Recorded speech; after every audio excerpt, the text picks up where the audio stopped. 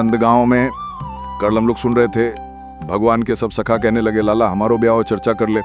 लेकिन पूर्णमासी आई ठाकुर जी से आके बोली लाला चल बरसाने तेरा ब्याह करा दूंगी। इतने में ठाकुर जी के सखा बोले हम भी चलेंगे संग। बोले तुम नहीं जाओगे, हमारे बिना चलो जाएं। तो लाला बोल दे या तो सखा के संग जाऊंगा नहीं तो नहीं जाऊंगा। पूर्णमासी खड़ी है, बरसाने चलेगो? ठाकुर जी बोले हाँ मैं तो चलूंगा, और ये सखा इन्हें रहने दो भले यहीं पर, मैं अकेला चल दूंगा। सखा बोले अरे लाला तेने सबरी हमारी यारी दोस्ती सब नष्ट कर दी है, नेक में हामी घर दी। बोले तुम तो बूढ़े गए, तुम्हारा तो ब्याह होने वो, मैं तो कर लूँ अपनो, मैं तो जाऊंगा। लाला ऐसे मत कर, हमें ले जाओ संग में। कैसे सखाएं ठाकुर जी के। पहले तो ठाकुर जी पर इतना भरोसा कर लेते हैं कि हमारे बिना कहीं जागो नहीं, ठाकुर जी उन्हीं को छोड़ देते हैं। इतने में ठाकुर जी पूर्णमासी की तरफ चले गए और जाके बोले तुम में तो कोई एक चलेगो मेरे संग। बोले क्यों, एक क्यों चले? अरे ससुराल है, कल को हमारी ससुराल बन जाए बरसाना, तुम सबरे ऐसे ऐसे काम करो, तुमने ली जाके मैं नाक कटवा रही हो अपनी, एक चलो। मधु मंगल मन सुखा तन सुखा धन सुखा। ठाकुर जी के अच्छा इनके नाम हो सकता है कुछ और हो, ये नाम तो ठाकुर जी ने रखे हैं। तन सुखा अर्थ क्या निकलेगा? जो तन से बड़ा सुखी है, लेकिन वास्तव में उसको देखो तो उसकी हड्डियां गन्ने में आ जाएंगी। शरीर बिल्कुल पतला दुबला, ठाकुर जी एक ऐसे धक्का मारे 3 कला मंडी खा जाए। तन से बिल्कुल सूखा हुआ है, उसका नाम ठाकुर जी ने रख दिया तन सुखा। कोई दूर से सुने तो कौन आ रहा? बोले तन सुखा आ रहा, बोले तन से बड़ा सुखी, लेकिन देखने में बिल्कुल विपरीत है। उसका नाम ठाकुर जी ने तन सुखा रखा। एक है मन सुखा, मन से जो सुखी है, लेकिन उसको देख लो तो ऐसा लग रहा है कि रो रहा है। क्या बात? ठाकुर जी जब पहली बार मिले तो ठाकुर जी बोले अरे तू रोकाए करो। बोले रो ना, मेरो चेहरो ही ऐसा है ठाकुर जी। अरे तू तो मन सुखा, भैया को ना मन सुखा रख दो। एक आओ यो 4 दिन एक ही कपड़ा ना पहने, 5-5 दिना तक एक ही कपड़ा ना पहना है, ना नहावे ना धोवे। अरे तो कपड़ा ने कहीं को ना बदल, बोले एक ही कपड़ा में सब नपा। बोले लाला धोवे पड़ेंगे, श्रम है, बड़ी मेहनत होएगी। ठाकुर जी बोले ऐसो कंजूस है, धन खर्च ना करो या कुनाम धन सुखा। तन सुखा मन सुखा धन सुखा, ये ठाकुर जी के सखा हैं। एक सखा को ठाकुर जी संग ले गए। अब कल हमने एक लीला सुनी थी कि ठाकुर जी जोगी बन करके गए और किशोरी जी से मिलकर के आए। ऐसे ठाकुर जी अनेक रूप बना के गए हैं। पहले ये तो हम सीधे अब ठाकुर जी के विवाह के लिए अपने आप को दिखावे जा रहे हैं बरसाने, या इससे पहले बहुत लीलाएं हो चुकी हैं। एक लीला और आती है कि एक बार ठाकुर जी श्यामा सखी बन करके गए। कैसी सखी?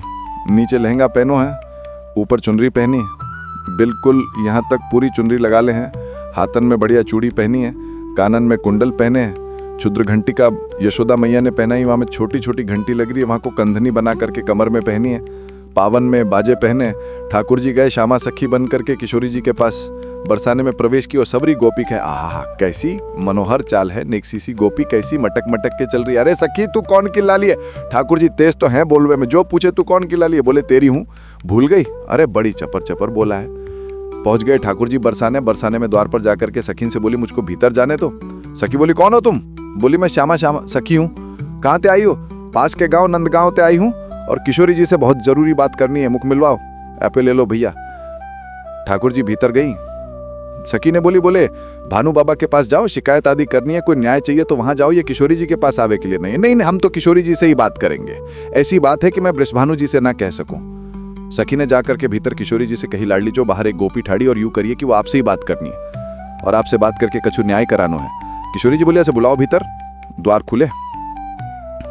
आहा ठाकुर जी बढ़िया चुनरी पहन करके, ये गजमनी सी चाल, एक तो चाली ठाकुर जी की टेढ़ी मेढ़ी, ऊपर से सखी बन करके और ज्यादा बनावटी चल रहे हैं, तो इतने प्यारे लग रहे हैं। किशोरी जी सिंहासन पर विराज रही हैं और श्याम सुंदर भीतर आ रहे हैं। सब लोग ध्यान से सुनियो।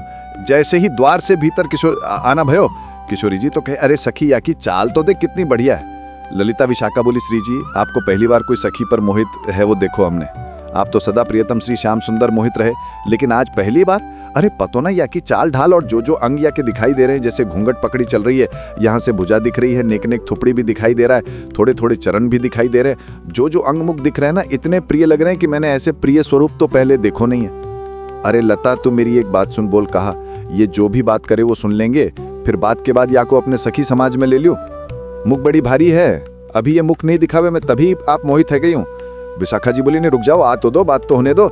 किशोरी जी आज जैसे ठाकुर जी को देखकर हो जाती हैं वैसी हो गई हैं। एक सखी को स्वयं पर भरोसा नहीं हो रहा है किशोरी जी को कि मैं ऐसी क्यों है। ठाकुर जी आगे सामने खड़े गए, उन्होंने एक बनावटी सी आवाज भी बना ली ठाकुर जी ने। किशोरी जी बोली कहो सखी कहा नाम है तुम्हारो? अजी मेरो नाम तो श्यामा सखी है। स्वर सुनते ही किशोरी जी के नेत्र बंद हो गए। ललिता जी को हाथ पकड़ के कहे मुख काहे को यूं है? या की चाल, या के रूप रंग सब देख करके तुम या के स्वर में भी कछु आकर्षण है। ललिता जी बोली, श्यामा जी ऐसे ना करे। करे अरे उस सखी है बापू, आप मोहित काहे को है क्यों? बोले ना, पता नहीं तुम्हें ना लगो आकर्षण। बोले हमें तो ना लगो। मैं एक बात कहता हूं बंधु, हमारे ठाकुर जी कैसे हैं? रूप, रस, स्पर्श, गंध और शब्द, ये पांचों से आपको अपनी ओर आकर्षित करने के सामर्थ्य रखते हैं। आप कहो कि मैं नेत्रों से देखूंगा नहीं तो फिर श्री कृष्ण मुझे कैसे भाएंगे? कान में ऐसा स्वर बोल देंगे कि स्वर से आप उनके हो जाओगे। आप कहो कि मैं नेत्र भी बंद कर लूं, कान भी बंद, मुख भी बंद, अब श्री कृष्ण मेरे कैसे होंगे? तो वो केवल अपनी कनिष्ठ उंगली से आपके तन को छू देंगे, वहीं से उनके हो जाओगे। स्पर्श ही इतना सुखदायी होगा कि आप उनको छोड़ नहीं पाओगे। किशोरी जी कह रही, अरे मैं तो अपने आप ही तो बाहर जा रही हूँ, या सखी कैसी है? या का स्वर कितने सुंदर। ठाकुर जी खड़े खड़े बोले, अरे श्यामा जी मोको इतनी देर रह गई खड़े खड़े, आप मेरा न्याय करोगे कि नहीं करोगे? किशोरी जी बोले, अरे मैं तो ऐसे ही बहल गई, बताओ क्या बात है? बोले मैं आपसे आज न्याय की याचना करने आई हूँ। मैं रहूँ नंदगांव में, और नंदगांव के नंद बाबा के महल के बिल्कुल समीप ही मेरा घर है। तो विशाखा जी बोली, तो नंद बाबा के पास जाती न्यायालय में, तुम बरसाने काय को आई हो? बोले वहां नहीं मिलेगा, यही मोरे तो यहाँ आई हूँ, और बात इतनी गंभीर है कि मैं वृषभानु बाबा से ना कह सकूं, आप ते कहूंगी। किशोरी जी बोली, कहो। श्यामा सखी रोने लगी, ठाकुर जी रोने लगे, आंसू ने पहुंचने लगे। अरे मैं कहा बताऊं कैसे, मोते कहूं, मुंह तो लजा आ रही है बतावे में। श्री जी बोली, ऐसे मत करो, बताओ बताओ क्या बात है? बोले कल परसों में दही बेक बेके काजाई रही, इतने में मार्ग में श्याम सुंदर आए गए। किशोरी जी थोड़ी सहम गई। श्याम सुंदर बोले, हाँ, अरे तुमने उनको बड़ी प्रशंसा सुनी है, उनकी बड़ी महिमा सुनी है, पर तुम उनके अंदर की ना जानो, उनमें वो आकर्षण क्यों नहीं बन पाता? किसी की निंदा नहीं है, सारे रूप अपनी जगह व्यवस्थित हैं, पूजने के अधिकारी, वंदन के अधिकारी, पर जो आकर्षण श्री कृष्ण में है वो सारे रूपों में क्यों नहीं है? क्योंकि श्री कृष्ण जी का जो ये रूप प्रकट हुआ है, ये किशोरी जी को सुख देने के लिए हुआ है। अरे वो किसी सखी के संग कोई लीला भी करते हैं ना, वो इसलिए कर रहे हैं कि ये लीला किशोरी जी को पता चले और वो प्रसन्न हो जाएं सुन करके। मेरे सामने एक शब्द नहीं बोली उनके बारे में।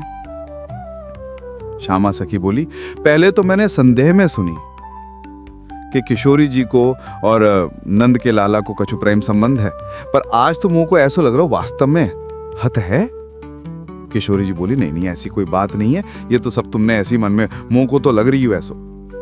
आप इतना कैसे जानो वा के बारे में, इतना कैसे मानो वा के बारे में? किशोरी जी एक बात बताओ। बोले हाँ। बोले मैं अकेली नहीं हूं शिकायत करने वाली, ऐसी अनेक बैठी हैं। आपको ऐसा लग रहा हो कि श्याम सुंदर तो केवल लीला कर रहे हैं, पर इस वक्त यही समय श्याम सुंदर कोई और सखी के संग भी ऐसी क्रिया कर रहे होंगे, वहां को मार्ग रोक रहे होंगे, वहां के हाथ पकड़ रहे होंगे, वहां की चुनरी उड़ा रहे होंगे, वहां की मटकी फोड़ रहे होंगे। और ना विश्वास होवे, आपको अगर बहुत प्रेम है तो आप श्याम सुंदर को पुकार के देख लो, यदि वो आ जाए तो मैं मान जाऊं। आए गए कि नहीं? ठाकुर जी कह रहे मैं तो सामने ही खड़ा हूं, मैं कैसे आऊंगा? किशोरी जी से कह रहे, ललिता विशाखा आए, भूल जाओ, बाकी सब बातें भूल जाओ।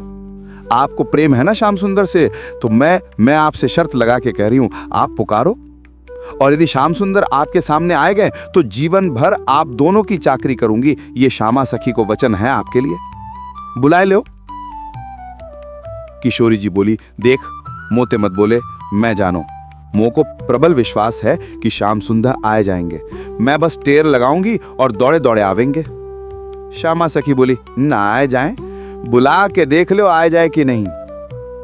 किशोरी जी तुरंत नेत्र बंद करके बैठी और जैसे ही अपने प्रियतम का स्मरण किया है, हूं तो दासी नित्य कृहारी, हूं तो दासी नित्य त्योहारी, प्राणनाथ जीवन धन मेरे, प्राणनाथ जीवन धन मेरे, हूं तुम पे मैं बलिहारी, हूं तो दासी नित्य त्योहारी, हूं तो दासी नित्यहारी, हूं तो दासी नित्य त्योहारी, हूं तो दासी नित्यहारी। हमारे भारत में एक बड़े अच्छे रसिक हुए श्री हनुमान प्रसाद पोदार जी महाराज भाई जी। उन्होंने 16 गीत लिखे हैं। एक गीत ठाकुर जी गा रहे हैं किशोरी जी के लिए, और दूसरा गीत किशोरी जी गा रही हैं ठाकुर जी के लिए। इतना सुंदर है, मेरा बहुत समय से मन है कि कभी मैं 16 गीत पर चर्चा करूं। 16 गीत जो हमारे भाई जी ने गाए हैं बहुत सुंदर हैं। उनमें से एक गीत ये किशोरी जी गा रही हैं ठाकुर जी के लिए। क्या कह रही हैं? चाहे तुम अति प्रेम करो तन मन सो मोहे अपनाओ, चाहे तुम अति प्रेम करो तन मन सो मोहे अपनाओ, हूं तो दासी नित्य बिहारी, हूं तो दासी नित्यहारी। नेत्र बंद करके किशोरी जी स्मरण कर रही हैं श्याम सुंदर को, और जब कह रही हैं कि हे श्याम सुंदर मैं तो आपकी दासी हूं, जबकि ये बात गलत है। ठाकुर जी दास मानते हैं अपने आप को किशोरी जी के चरणों का, लेकिन आज किशोरी जी ने, वास्तव में तो बात यह है कि जैसे ही नेत्र बंद किए हैं किशोरी जी ने और स्मरण करना प्रारंभ किया, कहाँ है श्याम सुंदर, कहाँ है मेरे प्राणनाथ, कहाँ है मेरे जीवन धन, तो जैसे ही किशोरी जी नेत्र बंद करके स्मरण किया तो किशोरी जी पूरे ब्रजमंडल में भ्रमण कराई, लेकिन श्याम सुंदर नहीं मिले। किशोरी जी बोली, आज श्याम सुंदर गए कहाँ, आज मेरे प्राणनाथ गए कहाँ? और ध्यान लगा करके देखो, श्याम सुंदर किसी गिरिकुंज में तो नहीं बैठे, कहीं यमुना तट पे तो नहीं बैठे, कहीं दूर तो नहीं चले गए, दिख क्यों नहीं रहे हैं? और तभी किशोर